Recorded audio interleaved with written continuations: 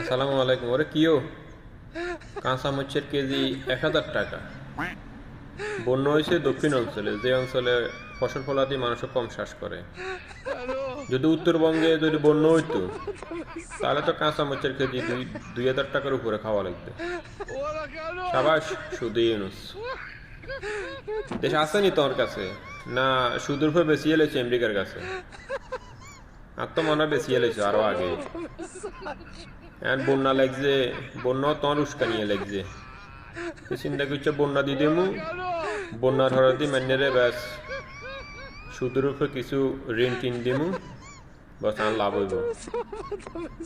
এখন বাঙালি আর কি করার, বাঙালি এখন বসে বসে দোয়া এনে ছুটতে হইব। আর বন্যার পানি কমে গেলে ঋণের জন্য অপেক্ষা করতে হইব। ঠিক আছে নি?